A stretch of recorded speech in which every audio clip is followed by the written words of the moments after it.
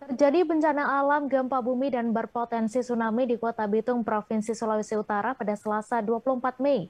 Informasi tersebut dengan cepat dikoordinasikan dengan pihak BMKG dan dibenarkan, kemudian terdengar bunyi sirine peringatan untuk diinfokan kepada masyarakat bahwa akan terjadi tsunami. Sontak, masyarakat yang berada di pesisir pantai Kota Bitung langsung melakukan evakuasi dan berlarian ke tempat yang lebih tinggi. Untuk informasi lebih lengkapnya akan disampaikan langsung oleh rekan jurnalis Tribun Manado, Christian Wayongkere yang kini sudah terhubung bersama kami. Silakan Christian.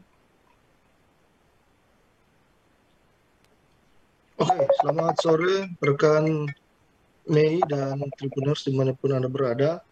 Dapat kami informasikan bahwa telah terjadi peristiwa bencana alam, dalam hal ini gempa bumi dan berpotensi tsunami di Kota Bitung, Sulawesi Utara pada hari Selasa tanggal 24 Mei 2022 kemarin.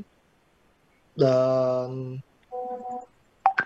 kabar tersebut merupakan bagian dari pelatihan penanggulangan bencana oleh Lantamal 8 Manado yang mengambil tempat di dua lokasi, yaitu di Mako Satro Lantamal 8 Pateten Bitung dan di Mako Yon Marhanlan 8 sebagai tempat lokasi evakuasi korban.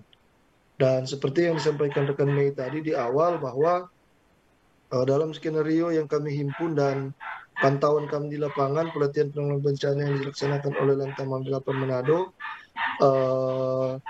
berlangsung di Satrol Lantamal 8 Pateten Bitung, di mana terjadi peristiwa gempa bumi disertai dengan potensi atau berpotensi tsunami. Dan dari penuturan Danyon Marhanlan Marinir Bitung, Mayor Marinir Wahyu Widodo selaku Kepala Insiden Commander atau Komando Tanggap Darurat, pada peristiwa itu terdapat 4 orang korban, di mana 4 orang tersebut adalah korban meninggal dunia dan masing-masing 2 orang luka berat dan 2 orang luka ringan, serta 800 masyarakat atau warga Kota Bitung dievakuasi ke posko pengungsian. Dan di posko pengungsian berlangsung trauma healing yang dilaksanakan oleh petugas medis atau tenaga kesehatan yang sudah disiapkan, dan juga perawatan bagi mereka yang mengalami luka berat maupun luka ringan di posko atau di tenda kesehatan yang sudah disiapkan.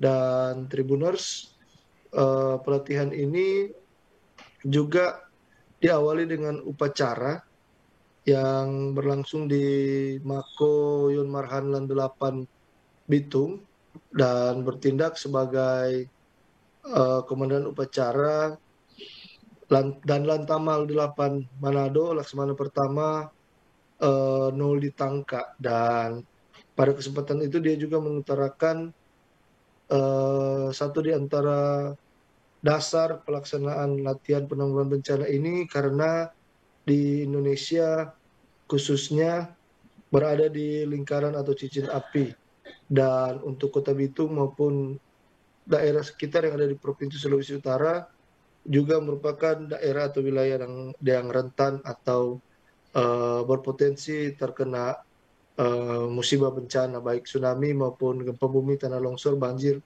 dan lain-lain sebagainya. Dan di penghujung kegiatan atau pelatihan penanggulangan bencana oleh Lantamal 8 Manado ini, ada seorang warga ataupun peserta mengaku sangat mendapat manfaat dengan mengikuti pelatihan ini, di mana dia bisa mengetahui apa dan bagaimana yang harus dilakukan ketika terjadi bencana dan harus berbuat apa, dan mereka juga banyak mendapat informasi dari sosialisasi yang dilaksanakan. Demikian rekan Mei dan Tribuners, laporan dari Kota Bitung, Sulawesi Utara. Baik, terima kasih Christian atas laporan Anda, dan Tribuners, wartawan kami juga telah menghimpun wawancara dengan Dan Lantamal 8 Manado. Berikut tayangannya untuk Anda. Jadi perlu kita ketahui bersama bahwa Indonesia itu letaknya di circumfire atau sirkumfasi atau lingkaran api, cincin api.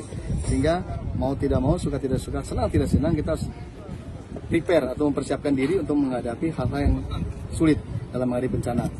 kita ketahui bahwa bencana ini ada dua, ada vulkanik dan tektonik. Dimana kalau vulkanik tentang gunung api, kemudian tektonik tentang lempeng bumi.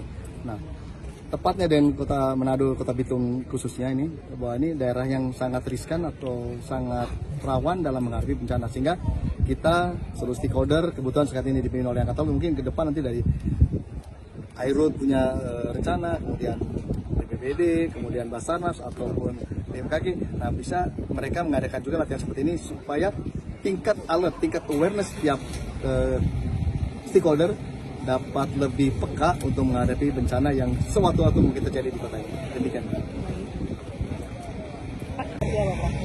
Karena tidak bisa diprediksi itu, makanya kita harus latihan. Jadi jangan sampai kita ada kejadian dulu, baru kita mempersiapkan sesuatunya. Kita ingat bahwa dalam tahapan bencana itu kita ada pencegahan atau mitigasi, kemudian ada penanggulangan, ada rekonstruksi, ada rehabilitasi. Nah sekarang kita latihan mungkin parsial.